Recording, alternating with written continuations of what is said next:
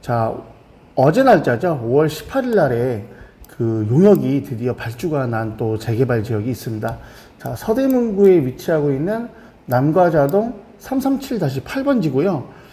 작년이죠. 22년 12월 30일 날 신소통합 재개발 2차 후보지로 지정이 된 곳입니다.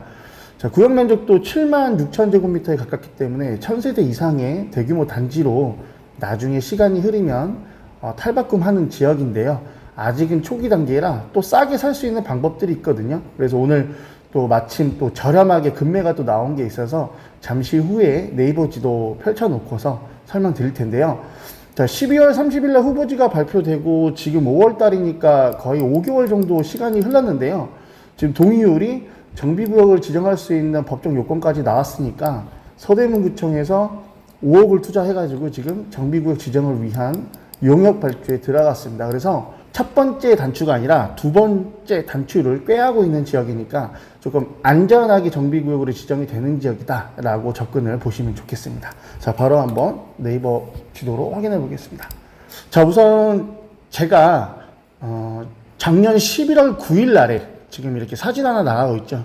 11월 9일 날에 블로그에 뭐라고 설명을 해드렸던 지역이냐면요. 여기가 이제 이 명지대 사거리 쪽으로 지하철 서부선이 개통을 하게 됩니다. 그래서 저는 한 내년이나 후년 정도에 역세권 시프트로 추진을 하지 않을까라고 생각을 했던 지역이고 관심을 가지고서 지켜보던 지역인데 어찌됐던 이 신청을 해서 결과적으로 지금 후보지로 지정이 됐고 구역 지정 단계죠. 토지거래 구역으로만 묶여도 괜찮을 지역이고 주변에 가재울 뉴타운이 또 싼 지역이 아닙니다. DMC 생활권에 들어가는 좀 아파트가 가격이 있는 지역이기 때문에 쭉 빌라들도 매입해도 괜찮을 지역이다. 그래서 이 일대 투자를 한번 생각해 보셔라 라고 설명을 해드렸던 지역인데요.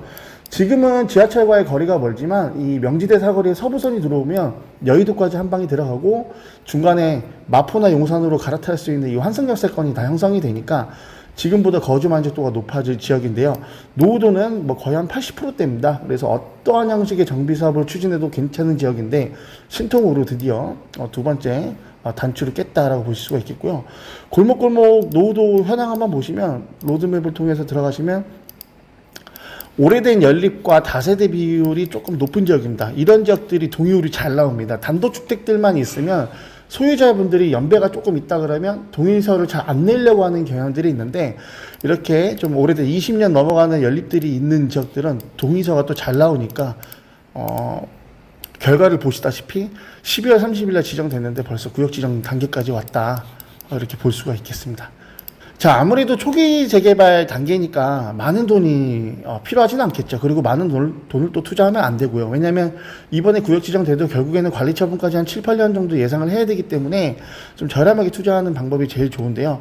구역 내에 지금 네이버 매물을 보시면 이렇게 11억이나 17억 이렇게 8억대 단독주택들이 좀 많죠. 요런 건 이제 금액이 좀 무거워서 투자에 좀 접근하기 어려운데 지금 네이버에 보시면 요 3억 8천만 원대의 빌라가 좀 저렴하게 나온 것을 보실 수가 있을 겁니다. 자, 요 지역 그냥 단순하게 부동산 전화해서 쉽게 물어볼 수 있다고 제가 지난 영상에서 말씀드렸죠. 근데 조금 더 심화적으로 알고 싶고 부동산에 전화했더니 나중에 또 계속 문자하고 전화 오는 게 좀 귀찮아서 간단하게 알아보고 싶다 하시는 분들은 제가 다시 한번 설명을 드리겠습니다. 자, 우선 주소지가 현재 네이버 부동산에 이렇게 친절하게 나와 있습니다.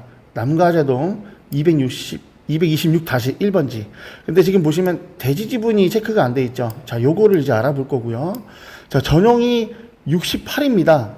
굉장히 큰 전용이에요. 물론 2004년식이라서 20년 정도 시간이 지났기 때문에 건물 감가에 대한 건 다 빠졌겠지만 이 내부가 크다는 거는요. 리모델링 해가지고 거주를 해도 괜찮다는 거예요. 특히나 이 3억 8천만 원 정도면요. 신혼부부들이 물론 집에서 자금을 대줘서 아파트 전세나 뭐 매매를 매입하면 괜찮겠지만 초기 좀 예산이 부족하신 신혼부부들도 요 주택을 매입해가지고 리모델링 한 2, 3천만 원 정도면 요즘 집 깨끗하게 수리 다 하거든요. 그래서 거주도 하면서 재개발 재테크도 같이 할 수 있는 방법이 충분히 가능하고 수익 실현도 가능하니까 요거를 좀 주의 깊게 한번 보시면 좋겠습니다. 자, 방 3개, 욕실 2개. 요 정도면 애 둘 키워도 괜찮은 사이즈죠. 자, 다만 여기서부터 이제 심화학습에 들어가야 되는데요. 자, 설명해 드릴게요. 자, 지금 남가제동 같은 경우에는 토지 거래 허가 구역입니다. 그래서 실거주 목적으로 사는 게 원칙이고요. 예외적으로 전세를 끼고 사는 건데, 자, 지금 제가 이거를 사면서 임대사업자를 내서 사면은 안 됩니다. 허가가 안 납니다. 이미 임대사업자가 있는 사람이 요거를 전세 1억 6,600만 원을 끌어안으면서 임대사업자에 추가하는 거는 괜찮아요. 그래서 임대사업자이신 분들은 요거를 매입해서 추가를 하셔서 이 토지거래 구역이지만 거래 승인이 나오고요. 임대사업자가 없으신 분은 어쩔 수 없지만 이 실거주를 하셔야 됩니다. 그래서 파는 사람이 현재 이 전세입자를 명도하는 조건으로 해서 이제 매입을 하시면 되겠죠. 자, 그래서 어려운 거는 방금 설명이 끝났고요. 자, 건물 보시게 되면 68제곱미터에 지금 보시면 5층 중에 4층입니다. 제가 지난 영상에서도 말씀드렸지만 4층과 5층 건물은 불법 건축물이 좀 있다. 그래서 이런 거는 건축대장 반드시 떼어봐야 된다라고 말씀드렸는데, 자, 인터넷 앱으로 이 물건을요 파악해보는 방법 다시 한번 설명드리겠습니다. 자, 우선 서울시 부동산 정보광장 검색하시라고 말씀드렸죠. 이렇게 들어오면요 이 집원을 입력합니다. 남가자동 226의 1번지, 지금 네이버 부동산에 226의 1번지 이렇게 체크되어 있죠. 이거 그대로 컨트롤 VC 해가지고 이렇게 끌어오시고요. 자, 건축물 정보 봐볼게요. 이 건물 지금 5층 중에 4층인데 4층에 2개 세대가 있죠. 자, 401호부터 찍어볼게요.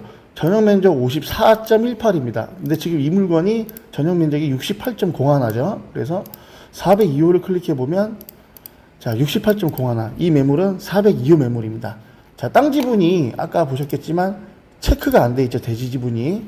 요것도 마찬가지로 위에 올라가서 토지 임야 정보 들어가셔서 402호를 보시면 39.7제곱미터입니다. 계산기로 두들겨 볼까요? 39.7 곱하기 0.302호는 자, 12평, 대지 지분 12평.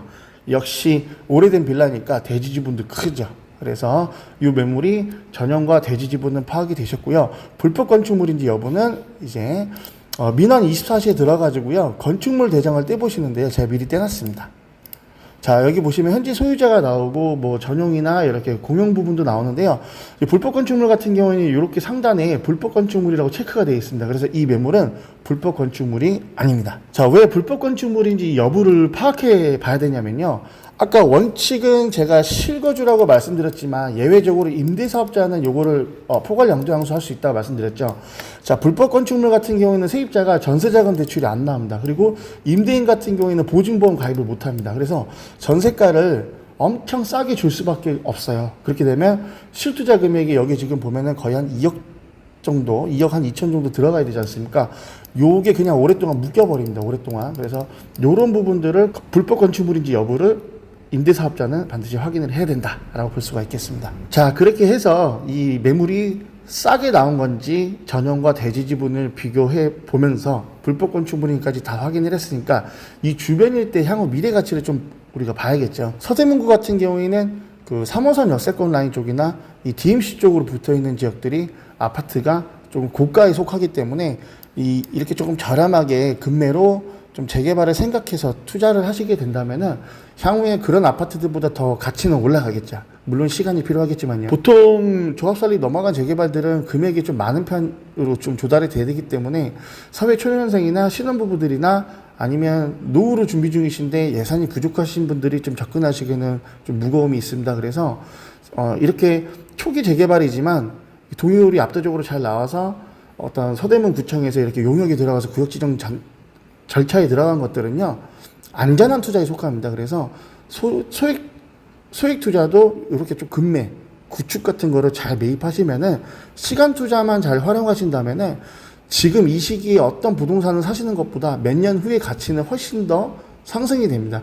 물론 입주까지 간다 그러면 시간은 오래 소요되겠죠. 근데 재개발이라는 것은 구역이 지정이 되고 조합이 설립되고 요즘엔 조합이 설립되면 시공사가 선정되고 건축심의가 들어가는데 요런 단계마다 프리미엄이라는 게 붙기 마련이죠. 그래서 향후에 또 매도를 통해서 기존에 가지고 있는 현금과 함께 자금을 또 융통해서 아파트로 또 갈아탈 수도 있는 부분이고요. 그래서 오늘도 소자본이지만 좀 이렇게 행정적인 절차를 꾸준하게 모니터링 하면서 금매가 있는지 매일같이 습관처럼 이렇게 체크를 하신다면 싸게 나오는 금매물, 투자 가치 있는 지역들 발굴하는데 전혀 어려움이 없다. 이렇게 말씀드릴 수가 있겠습니다.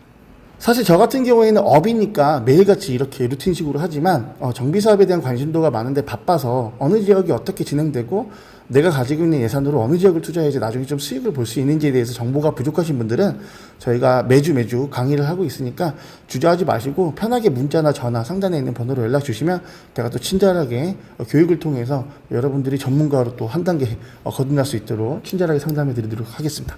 자, 오늘 영상도 줄였지만 끝까지 시청해 주셔서 대단히 감사합니다.